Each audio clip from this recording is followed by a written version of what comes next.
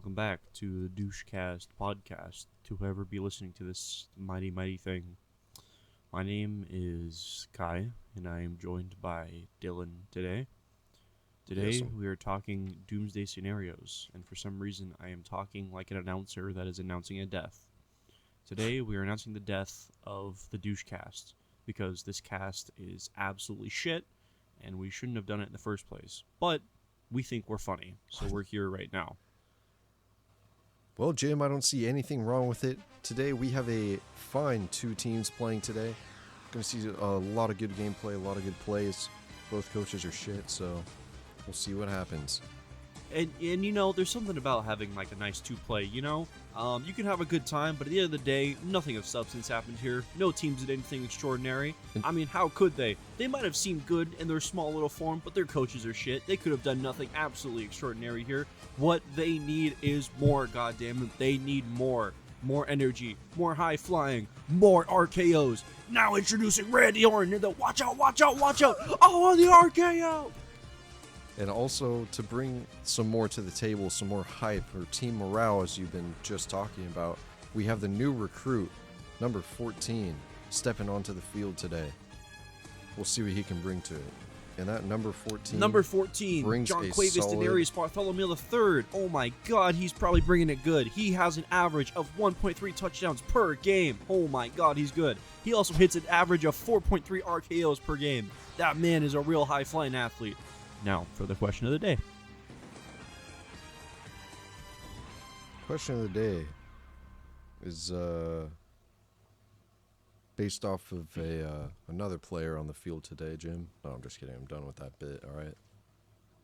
All right, it's done. God. Number 65. If a very close friend learned she had incurable cancer and only 6 months to live, would you withdraw or try to spend more time with her? If a very close friend figured out it, or... No. If a very close friend learned that she had, I don't know why it's just she, I guess she or he had incurable cancer and only 6 months to live, like they did, would you withdraw? Well, like, would you withdraw your time with them, or would you try to spend more time with him or her? Let's say for the question, since we're both male, that it's a she, personally. Because that makes it more interesting to gender bend. You know, as a guy who's in a committed relationship, I think I could spend some more time with her. In my relationship, though, I have tried to make my significant other be friends with my friends. So it wouldn't be just my friend. It would be our friend is going through cancer. So she wouldn't be alone. And I probably would spend more time with her. I would probably be like, I am here for you, and so is my significant other. Because it's not something we're just going to ignore. Because this person's life is ending. Why am I going to make their life maybe worse? Especially because me and you are at a young age. I mean, we're not even in our close to our 30s. So there's no point in being spiteful like that, you know? I don't know. What about you?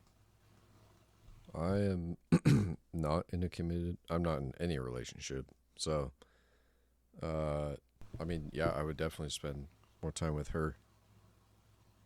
In general, whether it be like just me and her, which, you know, obviously could lead to more than just a friendship towards the end, which would be a painful thing.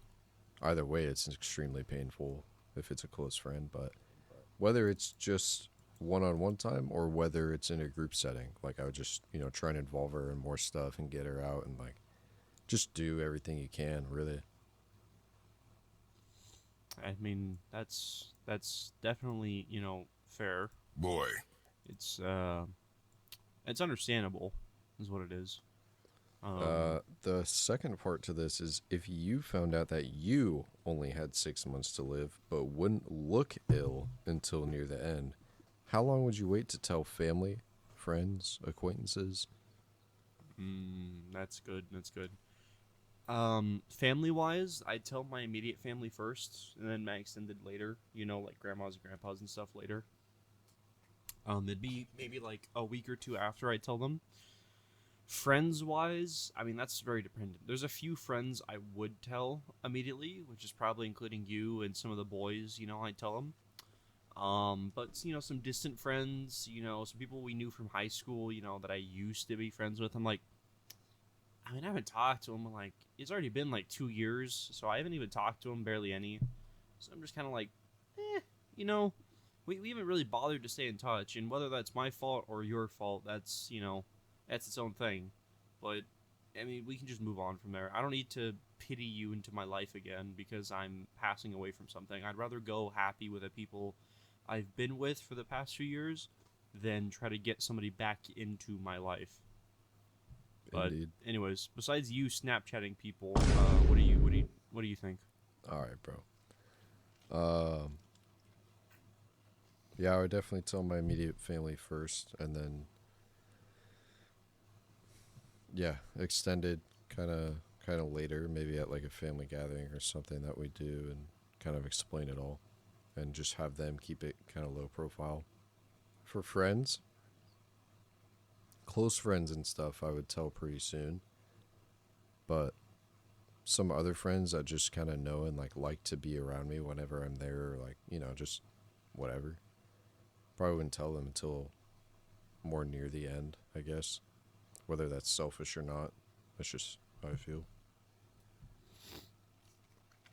But solid question of the day. It doesn't really relate to. Well, I guess it relates to Doomsday because that's your own personal Doomsday. But Yeah, and a personal doomsday is always gonna be something that's you're never gonna get over it. You're never gonna like be able to be like I'm okay and at peace with this. When you know your end is coming, more often than not, you're gonna panic and you're gonna try to figure out a way to get out of it, to get away from it, and act like I could beat that. I'm him or her. I could do it. I could prove better than destiny itself and rewrite history, in a sense of speaking. there's like we were discussing before this. There's multiple categories of doomsday scenarios, apocalyptic scenarios. I think we were discussing a couple of days ago when we first had this idea of like post-apocalyptic survivalism, right?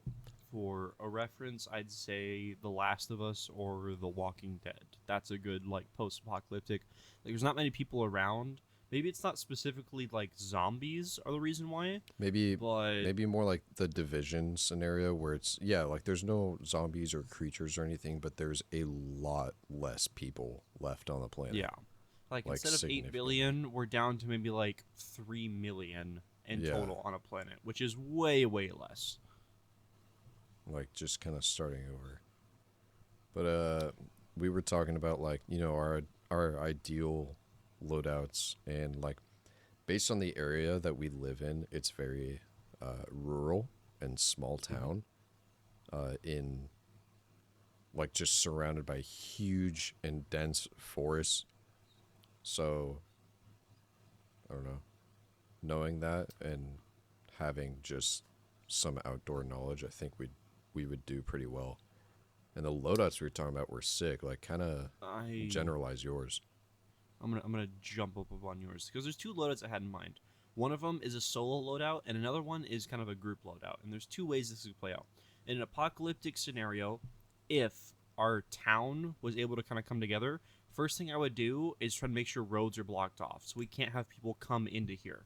Mm. Keep it small, keep it rural, because the bigger you are, the more problems you have that you can't really solve. You know, in group scenarios, they're not easy. You kind of have to pool resources and figure out how everyone has to get it equally. You kind of have to become a communist area for it to work. Otherwise, it's just not going to work. Everyone gets it equally because we're a tiny group, and that's how that works. If it's solo, that changes everything. First off, bladed weapons, terrible idea in a solo scenario. Because I mean, sure, for maybe the first like 50 times you might kill somebody, that weapon's great. But after that, blood's gonna corrode that edge. It's gonna become very blunt and hard to kill someone with it. Even if it had like a pointy tip to it, it's gonna be hard. Best scenario for me is like a solid pair of cargo pants, that has a lot of pockets so I can hold stuff onto me. A solid belt to keep it up on me. Uh, ooh, sorry. Um, Bro Probably a dies. revolver. Shut the fuck up. Probably a revolver on my hip or something like that. Just one hip in case I needed it. In case there's a gunfight that happens, I at least have the capacity to shoot a gun at someone. A solid pair of boots, probably steel toe and waterproof, so that I can survive colder weather. I would then probably have like a military style shirt, one that's padded at least, so that it can provide me more warmth and, if need be, like comfort if I need to wear a backpack. And backpack wise, yeah, I want to keep it like a hiking backpack, survival, a lot of pockets, a lot of things to hold in there. Jacket wise, I want to carry the Rambo jacket personally. I don't know if that, makes sense. It's just something about it stylistically that works, and also practically, it's a good jacket. Along with having like a cloak that Aragorn would wear, like a ranger's cloak. If I have a backpack or something, toss it in front of me, throw the cloak around me if it's like raining or something, and just sit there and wait the rain out. Maybe like a wax coat as well would be good. But I'd go a lot waterproof. Same with the pants, waterproof as well, to keep myself dry. Yeah, And I'd probably keep like a baseball cap on me just to keep sun out of my eyes. And if it's an apocalypse, you're not going to have very much access to electricity. So if you can't cut your hair, ball cap's a great way to keep hair out of your face. true. And besides like the basic resource necessities, and I'd also keep a halberd, or not a halberd. I'm thinking warhammer, like a really tall warhammer, so I can use it for two things. One, as a walking stick, so I can get over things, and two, as a blunt object, so I can hit something with it. Because blunt objects are always going to be better. I'm not going to run into something where like I need to sharpen it. It's obviously blunt. If you hit someone on the head with a blunt object, it's a great way to maybe not kill them, but dispose of them, without having to kill them, so you can get away from them.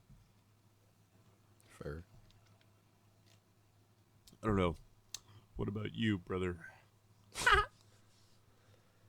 Yeah, with the small town that we have, it's very easy to block it off and or start traveling up into the wooded areas and like make a home or shelter out there,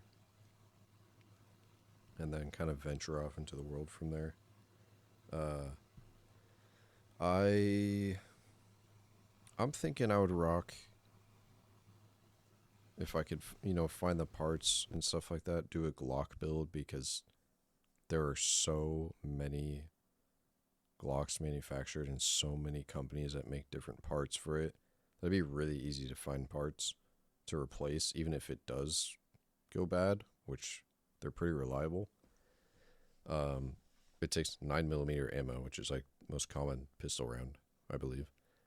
Um, just kind of build it out. If I can find a suppressor, that'd be even more goated, and carry that on my left side because I'm a lefty when it comes to handguns. I would carry some sort of staff, bow staff, or whatever, whether it's a lighter metal or whether it's like a good lasting wood one, as also a walking stick and something I can fight with. Um, Probably carry pocket knife or some sort of um, I don't know, like dagger or some type of machete on my back, and like the handle sticking out the side so I can like pull it from my back or whatever, or like from my waist, I guess, the back of my waist. I would wear some waterproof, cargo pants, lots of pockets. I'd find some good waterproof hiking shoes, just whatever. Doesn't have to be a certain style. Um, Solid belt or a battle belt, like they use, so you can. It's like an inner belt that goes in the belt loops, and then an outer one that uses Velcro or some other type that you can put extra magazine pouches on there. You can attach like a medic pouch. You can attach, like some other stuff on there and carry a lot You know, more. now that I thought of it, maybe like what are they called? The straps you put from your pants to your shoulders. Overalls or uh, Fuck, what are they called? I just call them overalls, but yeah, those are Yeah. not bad ideas at all. having those as like a backup in case your belt maybe starts to wear out or something like that is a good idea as well, because your back can take a lot more than your waist. Yeah. And quick PSA: Dr. Phil started an OnlyFans, so go check out his fat cock and ass, please. But other than that, Anyways, uh, anyways, as you were saying, yeah, maybe a battle belt or a regular one. I already discussed my weaponry. I'd carry a backpack. I would either do some sort of like dry fit material, but still kind of thicker. Um, the fuck, t-shirt or like long sleeve that's more fitted, and then I would throw on either heavyweight and uh waterproof poncho, or I would do kind of like the cloak scenario.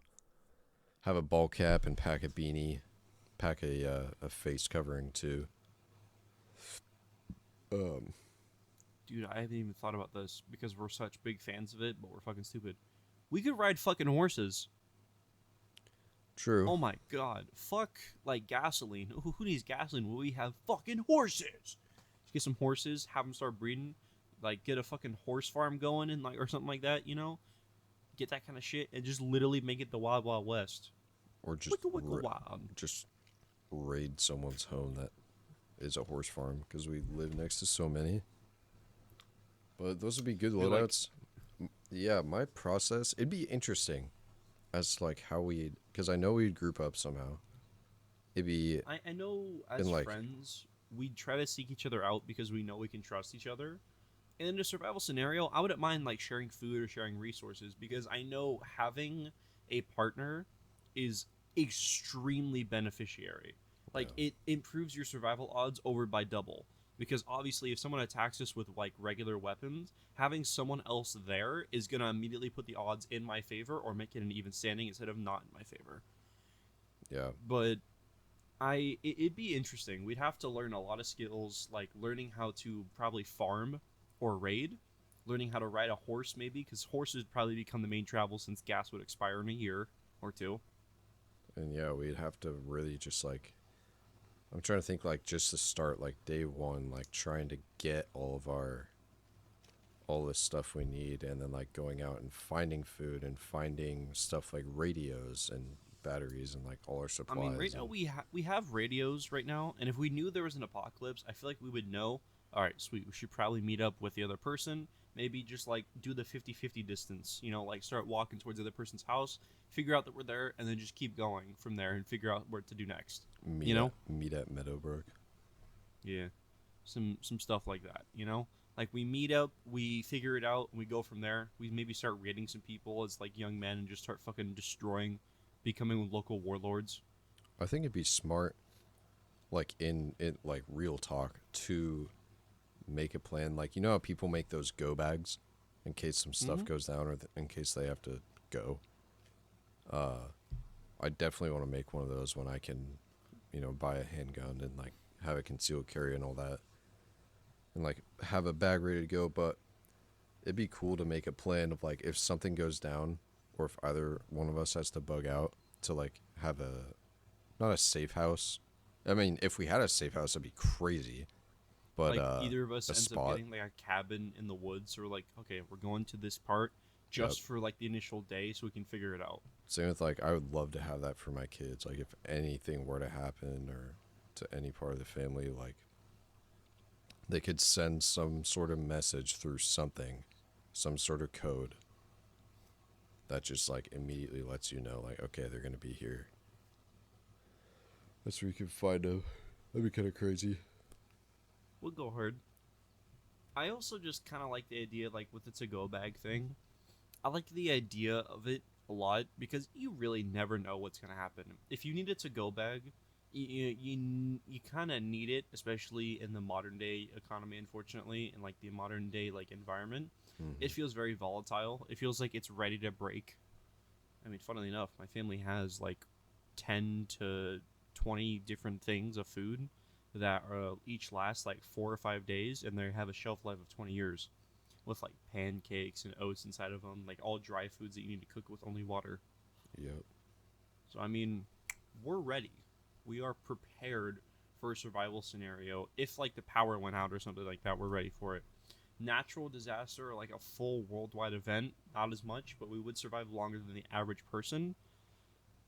I mean, we Maybe. up here had a taste of that during those crazy ice storms. Like we were Mhm. without power for I think close to 2 weeks, and our only form of like heat was our fire, our fireplace, our wood fire, which was crazy. Same with light, is that candles and our phone flashlights. We only had power for a We couple hours out of the day because of we had like a small generator. Now they invested because of tax returns. My parents invested in a fat one that can power like half of our house for a couple days. we Cause got that lucky. sucked. It Yeah, was you've wild, bro. been to my place. It's an older house, like built in the 20s. So we have two heaters. We have one in the back in the living room, which is pellet operated, but it's also electronic. Then we have one in the front, which not a lot of people know about because it's kind of like hidden a little bit and like you don't really notice it. It's really obvious it's there, but you kind of just blur it out of your mind. It's gas powered with no electricity. Yeah. So during the those like ice storms you're talking about, our entire house was pretty much warm. There was no like real, oh, we're gonna, be really cold. We actually had a bunch of people come over because we had warmth, because we could just blast it. So you go to the front room of my house, it's like 90 degrees. You go to the back room, it's like 80 degrees. Upstairs was like 70 to 60, unfortunately, because the heat wasn't enough to disperse it to the house because there's too many holes. But I mean, at the end of the day, we had like 40 people in my house at one point. It was fucking nutty. Oh yeah. And we also had a generator as well that was powerful enough because it ran on gas to power most of the house. There's a few places that it wouldn't get to for some reason, but I mean, we could charge phones, play some stuff, kind of look at the news. I know me and my older brother would just kind of sit there on this radio that you could like wind up, and we would listen to police radio. Just be like, all right, I wonder what's happening in the world right now. I Wind it up know. and just listen, and just hearing it going absolutely nuts. Like, oh my fucking god, everyone else is like screwed, but we're just chilling here. It's kind of our taste of, just what that would be like. Speaking of like natural disasters, do you remember what it was like when your power first went out? What do you mean? Like during the ice storm, were you like prepared at all, or did it just kind of like happen? It no, yeah, it just happened like the night before it was raining, it was really windy, I remember, and like one of the branches of our giant tree out front snapped off and like kind of hit my car. It didn't do anything, but then I moved my car cuz I was like, "Bro, I'm not doing this." And then we wake up the next morning and it's just the Arctic. Everything is frozen, like completely. We have like 2 feet of snow, and the top Then the top layer of like 6 inches is just pure ice. straight up, like this is some one of the things I kind of want to write any kind of disaster movie about because it kind of felt like a disaster movie when it happened. I was playing, I'll just admit it shamelessly. I was playing Roblox with Brendan, and out of nowhere I disconnected, and me and Brendan were like, "What just happened?" And I was like, and then he just went, "What?" And I was like, "Brendan, hello?" And I checked, and my internet went down. So I was like, "Oh, that's weird." Went downstairs and asked my dad, "Hey, did you unplug the internet by chance?" And right as I'm asking, I was like, "Did you unplug the it?" And then my entire house, because this was like 9 or 10 at night, it was dark outside. Boom! All the power goes out, like a fucking horror movie. Pull my phone out and put the flashlight on for a second. He's like, "Get the candles, get the candles." Lit it up and everything like that. We're just like, "What is happening?" We ran out back and we could just hear it, like, because it was dead silence outside, and you could just hear like just ice everywhere on trees and everything. I didn't even realize there was that much ice. In the distance, I saw a tree start to crack, and half of it pretty much fell down and actually landed on a house down the street and just caved someone's roof in. And they were Yeah. screwed through most of that because I mean, obviously, there's a giant hole in your roof from like a 70 to 80 tall tree that had a bunch of like hundreds of pounds of ice on it. Yeah, I remember I mean for us up here, um there's a lot of not windstorms, but it can get pretty windy up here, and because it's so old around this area, we lose power fairly often, I would say, especially during the rainy seasons. So it was no real startler to wake up to no power. I was just kind of like, I was just bummed. I was like, oh, like, come on, bro. It's Like, icy out and I can't play with the fucking well, no, no, boys. no. At first, I didn't, my windows and my blinds were closed, so I didn't know it was icy at all. I thought the wind had just knocked it down last night. And I was like, oh, whatever. Like, we just probably won't have power most of the day. And then I look outside and I was just like, bro. And we like walked up and down, and there's trees falling all over the roads.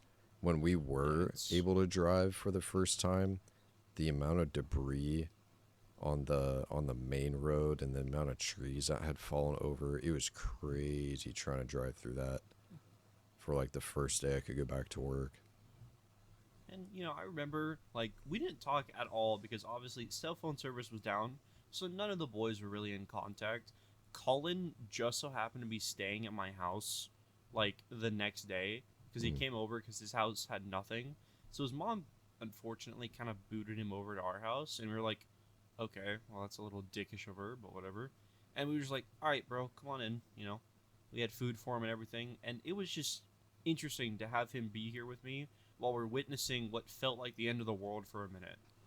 And like most areas in Malala had service, and then, well, at first actually it was just a Safeway because they had generators.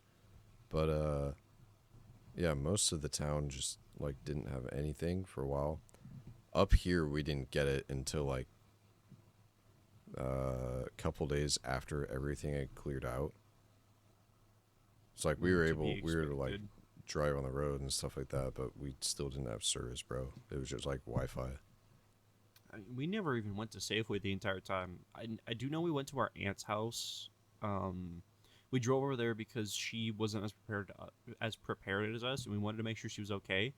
And this is after my mom got home at like 11:30. We went over there, and she almost fucking shot us. Oh Like my we went god. into her home and she thought it was a looter already because power had been out for maybe an hour and a half. Walked in there and we scared her so badly she was just crying for a minute. And I was like, it's understandable because she just had a fucking gun. And she was like, she had her kids in the like kitchen and she just saw us for a second and then like took a big sigh of relief, but realized her hand was still on a gun. And I was like, oh my god, I just almost just shot my sister and my nephew. Damn. Like, what the fuck did I just do? I get it and everything like that. She ended up coming over to our house, so did her kids and her husband and everything, and we just kind of relaxed. But we never went to Safeway that entire time. We didn't want to, and we just had enough food and supplies in our like pack things that we had on our garage to like support everybody, and it was fine. Eventually people kind of got used to it after like the second day. So we literally had like a miniature party at our house of people drinking beer and like stepping around on the ice and just talking. Yeah, we only went once so that we could actually try and contact people for a little bit.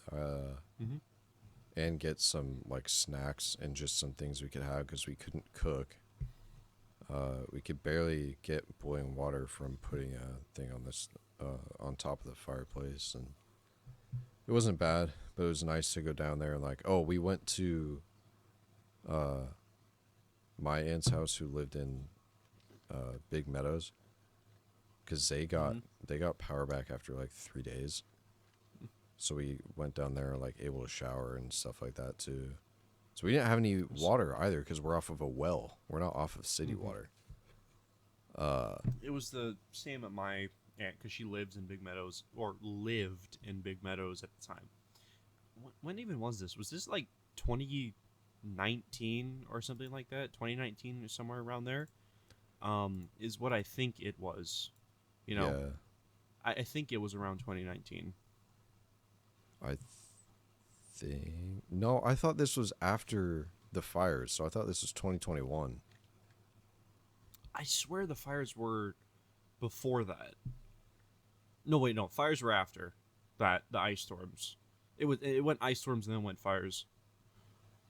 What? I think so, if I'm not mistaken. Unless I'm like absolutely tweaking. I think you are. I Maybe. remember too asking. Oh yeah, during the ice storms, I asked my first girlfriend out on Valentine's Day. Yeah, this is February 2021. Really? Mm-hmm. Weren't there fires 2022? Fires were 2020. Really? Mm-hmm. Fires Huh. could be a whole nother story for a different day. Disaster wise, yeah. But I mean, we've hit our mark at this point. You know, we never wanted these to drag out, so we're probably gonna call it here. We've hit about our That's a 30-minute terrible mark. fucking outro. I was gonna say. So we've had No. our own little taste of apocalypse era, and like I will say during that time, like I was definitely thinking about that. Like, okay, what if the world had just gone silent? Like, what if, What if it these continued? You yeah, know? because we had already gone through the fires, and then less than a year later, this happened. Literally, like Yeah, because 6 months.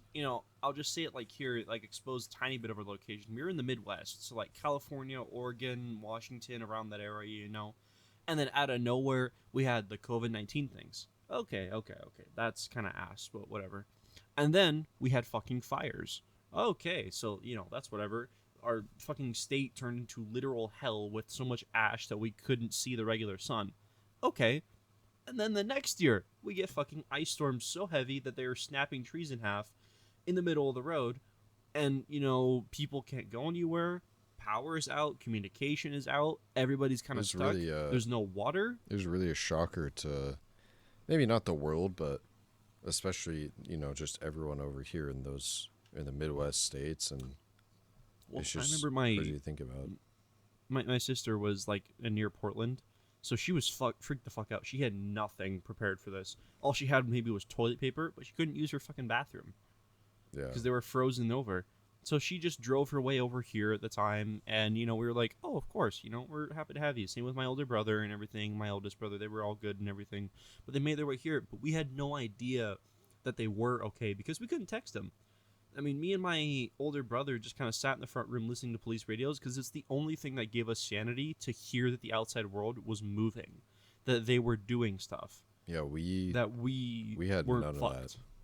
We Yeah, we we just got kind of lucky. assumed, but But anyways, it definitely like actually made me consider and make me think about like what we were talking about before we talked about these stories of like having to do what and like how the world would work and how we come back from this and stuff. But it ended up being fine, and now everyone in these areas and everyone in probably America is definitely more prepared for these kind oh, of scenarios. So I'm kind of just waiting for the next one to happen. I'm curious to see even when what's I gonna move happen out to an next. apartment, I'm gonna be ready for this. Even if I can't shower or anything like that, I'm gonna be immediately prepared for it. Like I'm gonna have some food that all I need is maybe like a bottle of water to cook, like an MRE or something. Yeah. But anyways, y'all can find us at the Douche-Cast Instagram. Um, We sound like fucking sellouts by saying that, but yeah, please do. If there's some random person out there that listens to us, I'm not selling anything we'd out. like I'm just to. saying it's a thing. I'd like to say thank you to anyone who decided to listen to this long. Real OG right there. We aren't funny, so it makes sense if you didn't. Jesus But if you did, Christ. thank you for listening.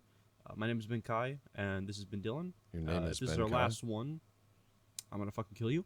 If this has been our last one, whatever. We're probably gonna do another one. But No, either way, I'd like to thank you. next time we'll talk about the fires. Oh hell yeah! But thank you for joining us tonight, and have a blessed night or day or afternoon. I don't fucking care. Good day. Bye. Bye.